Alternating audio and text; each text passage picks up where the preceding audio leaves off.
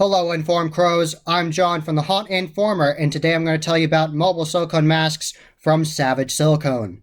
So the first silicone mask I'm talking about today is a silicone half mask, and this is the skull silicone half mask, and there are mobile paint variants you can get. You can get the toxic green, you can get bone gray, you can get the bearded version where it has a hair punched beard on it, and you can also get a bloody version of it, blood red. So lots of different variants for you. So if you're going for more of like a pirate, like a skull pirate that is like haunting a ship, that'd be really fun. That definitely will be good for you with the bearded version. You could definitely pair that with a very nice pirate outfit. The character might even have a prop sword and come after you, and that'd be a lot of fun. I really like seeing pirate scenes. I haven't seen that often in haunt attractions, but when I do, I really appreciate it because it is unique. I went through a whole trail that was themed to pirates that had skull pirates in there coming after you, and that was called Willie's Shipwreck Cove at Valley of Fear, and I really enjoyed that attraction. It was very interactive, very unique. One point you actually walk through a ship, and they had this massive facade of a ship that they custom built, and you walk through there and they have like a food pantry in there and mobile pirates are coming after you. So in an environment like that for your haunt attraction, you could use the bearded version of this skull mask, and I think that'd be very effective and a lot of fun, and it would be different than the classic skeleton that you see without a beard. And if you want to go for the more vintage Halloween look, you could go for the bone gray version. That would work perfectly with a more realistic bodysuit of a skeleton. You could get a latex bodysuit from Creature Core if you wanted to. That would pair nicely with this. You could even ask them if they could do a custom paint scheme on that costume if you'd like. And you also could go for more of the classic Halloween trick-or-treater look with the bone gray variant and have the classic like just black morph suit with the skull with the skeleton on it that you can get at like a local party shop like Party City or Spirit Halloween. You could do that look, and you could have a character that's more dapper, that's like at a party, that's like at a masquerade party, and this is a skull, and they could be hiding their face with like a masquerade mask and then pull it off and there's the skull. There's lots of different things you can do with this, and toxic green would be a lot of fun if you have a toxic waste scene for your hayride or for your haunt attraction or trail. That'd be great. You have all kinds of like a biohazard on a costume, like a jumpsuit, and then they have this cool skull right there that's glowing under the black lights, and then it comes alive and comes after customers, and you could even mess with them even more by having that character have like a spray bottle with water in it that they could spray on people, and that'd be great, and you could have it smell grungy and dirty in there. You can even have water effects that have UV pigment in it so it looks like it's glowing, and you could do all kinds of great stuff with this mask and have all kinds of fun with it.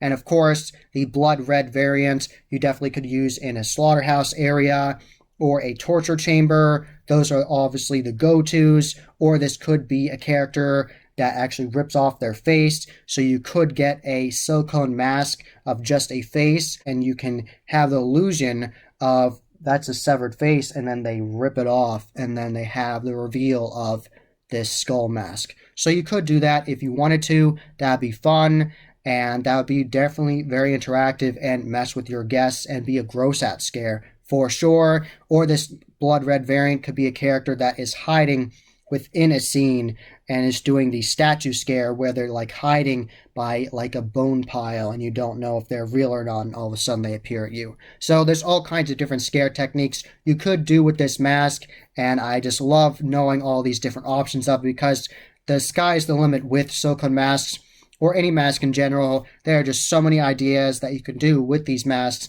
and make an immersive, fun experience for your customers. The next silicone mask I'm talking about is a full head silicone mask from Savage Silicone, and this is called Old Man Prune, and this is a hyper-realistic mask of an old man. I've seen this in person, and I actually saw a demo of it from the owner of Savage Silicone, Arthur, and I saw him at Midwest Haunts Convention. We had a nice little interview there. I'll have that linked in the corner.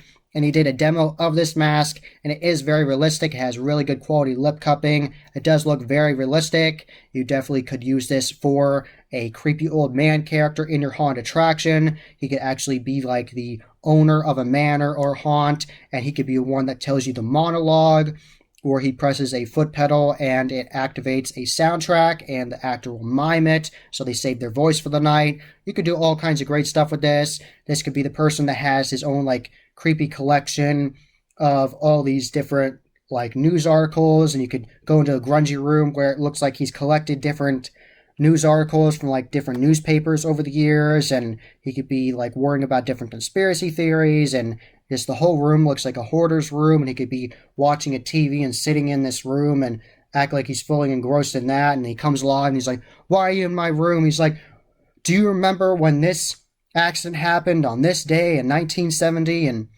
I think that'd be really fun. So you could definitely immerse customers with this. This could be an outside character, like a line actor as well, that could mess with people. You could even have this character give people hard candy and interact with them, and they could act like they don't understand modern technology, like smartphones and things, and you could just have so much fun with this.